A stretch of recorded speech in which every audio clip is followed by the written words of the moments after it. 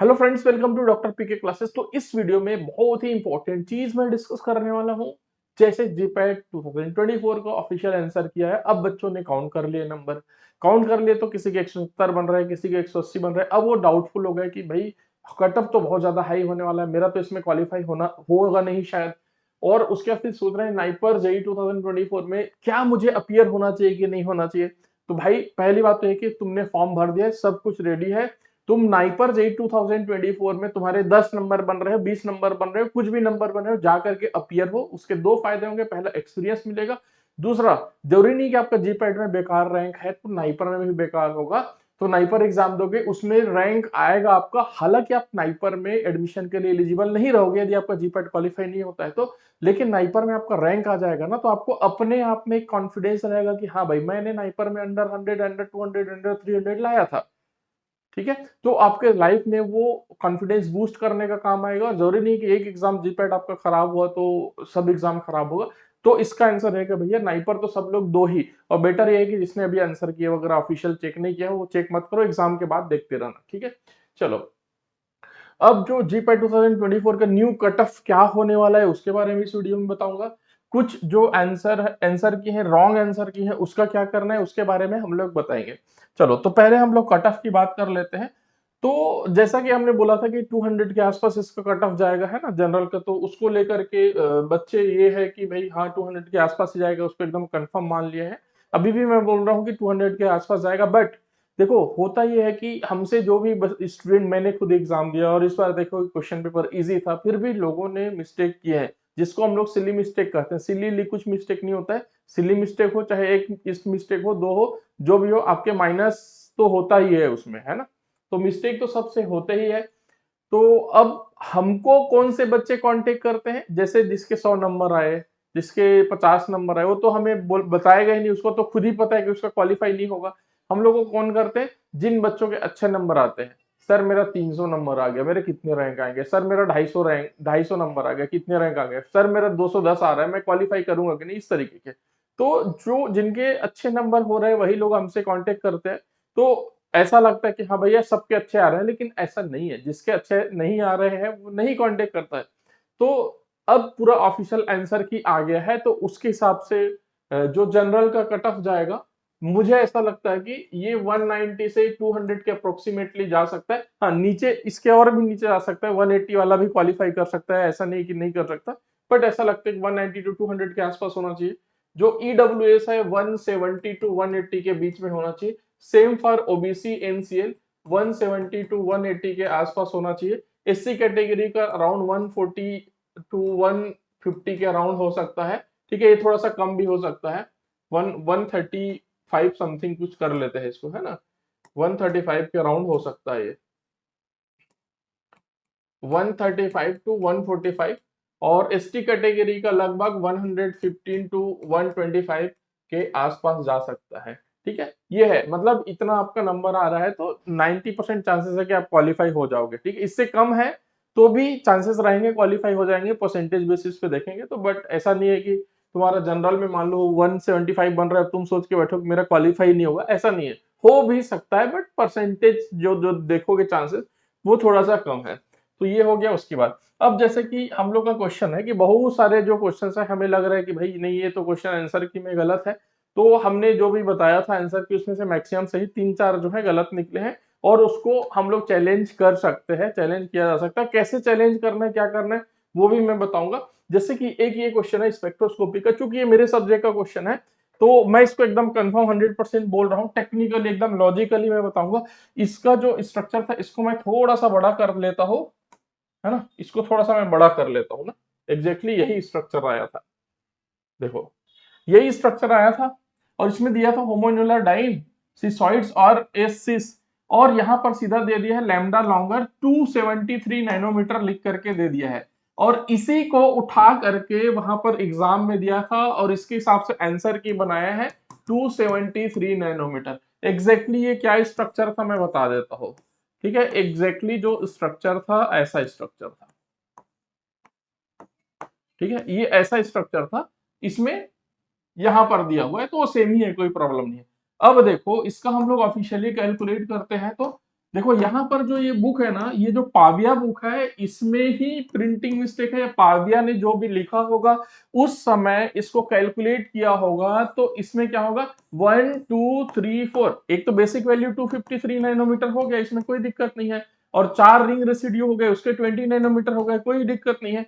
अब exocyclic double bond है, देखो इस रिंग के लिए ये वाला एक्सोसाइक्लिक है, इस रिंग के लिए वाला, इसका 10 नैनोमीटर होना चाहिए, इसको हो सकता है वो जोड़ना भूल गया होगा। भाई काव्या भी तो इंसान ही है, लेकिन है तो ये गलत टेक्निकली, इसी के बुक में ये साबित हो जाएगा कि यहाँ पर ये गलत है, इसी में आगे पेज में भी दिखाऊंगा कि ये आगे सही किया हुआ है। तो इसके अकॉर्डिंगली 283 नैनोमीटर आता है, जो कि सही है। आंसर की में 273 गया है, जो कि गलत है। इसको मैं खुद ही क्लेम करने वाला हूं, तो चूंकि तुम लोग को पता है कि मैं भी एग्जाम दिया था, हालांकि मैंने कोई भी आंसर टिक नहीं किया था, बट इसको मैं क्लेम कर दूंगा इसको, और तुम लोग कोई क्लेम भी नहीं करोगे तब भी चलेगा, ये तो करेक्शन होना चाहिए। ठीक है, अब उन लोग अपनी जिद में अड़ जाए कि नहीं पाविया में यही दिया है तो यही सत्य है, तो ऐसा नहीं है यार, पाविया भी इंसान है, उसको मानो। प्रॉपर मैं लॉजिक लगा करके वहां पर दूंगा, इसी बुक का रेफरेंस दूंगा, राइट। हाँ, तो ये हो गया 273 नैनोमीटर। अब क्या होगा, यहाँ पर एक पॉसिबिलिटी है जिससे 273 नैनोमीटर हो सकता है, लेकिन वो भी इसी बुक के थ्रू एलिमिनेट किया जा सकता है। एक पॉसिबिलिटी ये है कि भाई ये जो चीज है, ये कॉन्जुगेशन में ये वाला रिंग है, तो ये वाला जो रिंग है खाली, इसमें कोई कॉन्जुगेशन नहीं है, तो इसके लिए ये वाला एक्सोसाइक्लिक डबल बॉन्ड हम लोग नहीं जोड़ेंगे, ऐसा बोला जा सकता है। लेकिन ऐसा नहीं है, जो भी बुक चाहे तुम चटवाल उठा लो, कोई भी बुक उठा लो, वाई आर शर्मा उठा लो, स्पेक्ट्रोस्कोपी के कोई भी स्टैंडर्ड बुक लिखा लो, इवन इसी बुक को तुम उठा लो, ठीक है, तब भी इसको काउंट किया है। सिमिलर एग्जांपल मैं बताता हूं, ये पेज नंबर 591 में है, वो वाला 590, ये 593 है, और पिछला वाला 591 में था। तो अब इसमें क्या है, देखो इसमें ये वाला एग्जांपल को लो, ये वाला एग्जांपल को, ठीक है, इस वाले एग्जांपल को लो, ये वाला रिंग है सेम, ये वाला रिंग है सेम, है ना, इसमें दो डबल बॉन्ड है, और ये वाला रिंग में कोई कॉन्जुगेटेड सिस्टम नहीं है, क्योंकि यहां पर से कट लग गया है। लेकिन इस रिंग के लिए, इस रिंग के लिए जिसमें कोई डबल बॉन्ड नहीं है, ये वाला एक्सोसाइक्लिक काउंट हुआ है, ये देखो एक्सोसाइक्लिक डबल बॉन्ड 5 नैनोमीटर। जब यहां पर जोड़ा है तो वहां पर क्यों नहीं जोड़ा, वहां पर भी जोड़ना चाहिए था। और यही सत्य है, सेम बुक में ही दो जगह पर अलग अलग कैसे हो सकते, वो कोई एक्सेप्शन भी नहीं है। ठीक है, तो 283 नैनोमीटर ही होगा लॉजिकली, और इसी बुक के हिसाब से भी प्रूव हो गया।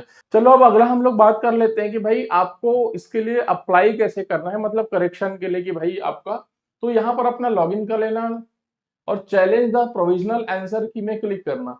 इसमें क्लिक करते ही आपके पास आएगा यूर सेक्शन, ठीक है, click here to challenge raise objection, इसमें क्लिक कर देना। क्लिक करने के बाद थोड़ा सा ये 100% हो जाएगा, उसके बाद फिर खुलेगा, थोड़ा सा 1-2 सेकंड का टाइम लगेगा।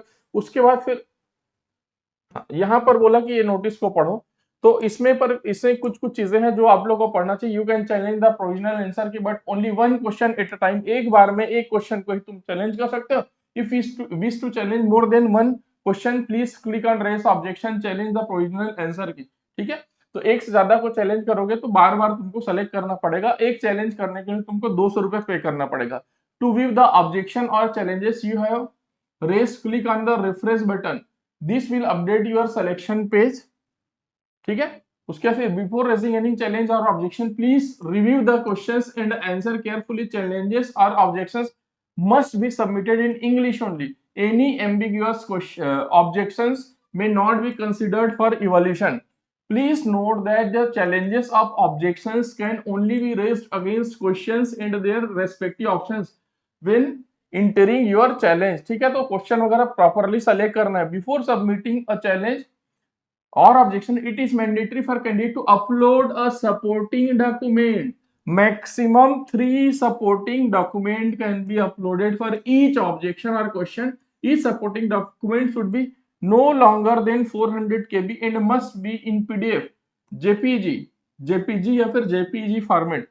Please be aware that one submitted challenge or objection cannot be edited. एक बार सबमिट कर दिए तो फिर से एडिट नहीं कर सकते। अब इसको क्लोज करो, है ना, इसको क्लोज करो। अब उसके बाद फिर यहां पर जाओ, ये तो मेरा डिटेल हो गया। क्वेश्चन आईडी में सेलेक्ट करना, है ना, वो 380 कुछ था वो वाला क्वेश्चन जो है, जो भी आपका क्वेश्चन आईडी होगा। क्वेश्चन आईडी आपको कैसे देखना है, क्वेश्चन आईडी देखने के लिए आपको यहां पर जाना होगा, आप अपने इसमें जाओ, हाँ रेस्पॉन्स शीट में जाओ, अरे ओपन हो जा भाई,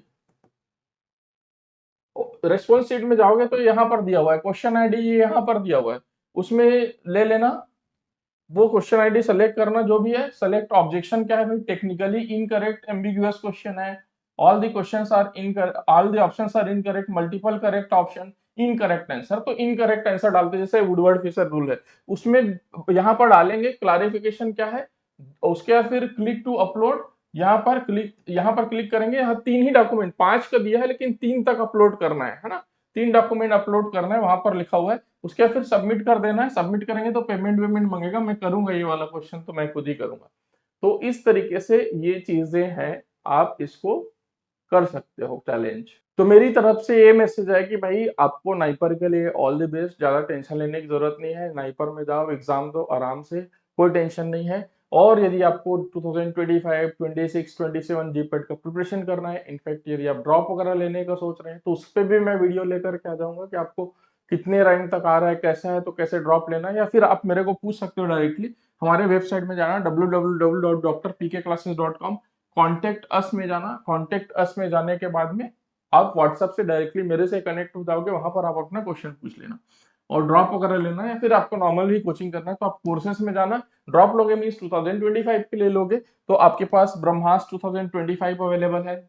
यदि आप थर्ड ईयर में अभी जा रहे हो तो 26 अवेलेबल है, यदि सेकंड ईयर में जा रहे हो आप तो आपका 27 अवेलेबल है। जीपेट के सारे बैचेस ज्वाइन कर लेना। इसमें फर्दर प्रोसीड करोगे पेमेंट के लिए तो ऑटोमेटिकली डिस्काउंट आएगा, वेबसाइट से आप परचेस करना। इन सब कोर्सेज का लिंक इस वीडियो के डिस्क्रिप्शन में दिया हुआ है। इस वीडियो में इतना ही। Thank you so much, all the best.